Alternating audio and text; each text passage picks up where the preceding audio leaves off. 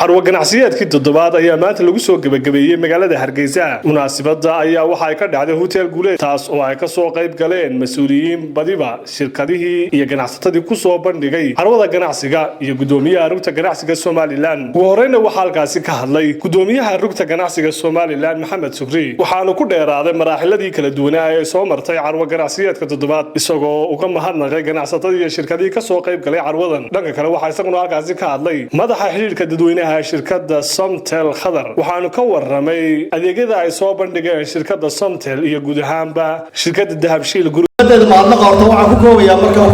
ururinaya guud ahaan anigoo maamulka Soomaaliland madaxweyne Axmed Maxamed Maxamuud Sinaayo oo ay ka yahay mahadnaqaya si gaar ah waxaan u mahadnaqayaa ciidankii booliska ee nala joogay ee madaalayaasha ahaa ee nabadda sugayay iyo nidaamka aad iyo aad baan ugu mahadnaqayaa waxaan filayaa walaal insha Allah maartay inaynu in badan oo kamid ah ujeedo carwadii toddobaadii badan oo kamid ah ujeedooyinkeena inaynu gaadhnay sanadkan waxa xusud leh marti sharaf kale oo meel kale inooga yimid baa nala joogay oo u soo daawasho tagay inay eegaan oo ay arkaan ay wax ka bartaan horumarka iyo heerka dalkeenu gaadhay dalka Itoobiya la inooga yimid oo ururka ay ku mudoobeen ruuxa ganacsiga Afrika cid matalaysa inooga timi Kenya la inooga yimid waxa inoo yimid maxooha COE ururka ay ku midaysan yihiin ruuxa ganacsiga igad waxa inala joogay oo iyaguna daawasho iyo ka barasho ay u ahayd ganacsatadii reer Puntland iyo rugta ganacsiga Puntland dadkaas oo dhamiskama imanin waxay u yimaadeen waxay dhadhansanayeen oo qiimeynayeen oo wax weyn u arkayeen waxa aynu sameynayno iyadoo intaas u jirto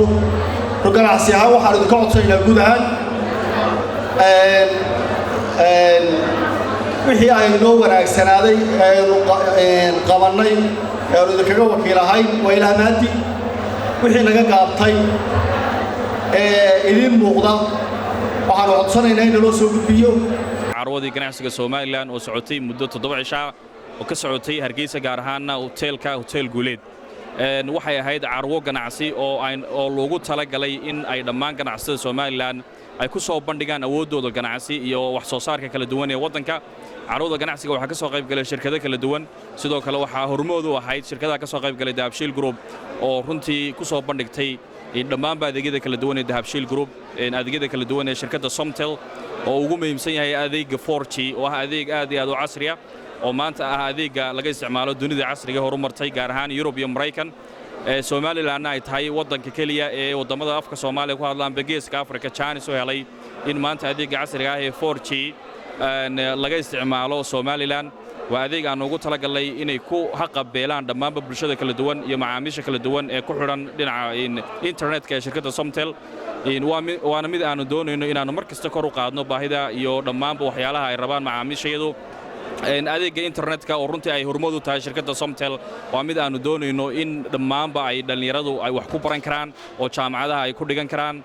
isla markaana ay eheladooda kula xiriiri karaan oo video conference amba ay ku sameyn karaan amba eheladooda ay ku isticmaali karaan iyagoo maqal iyo muuqaal dunida dacaladeeda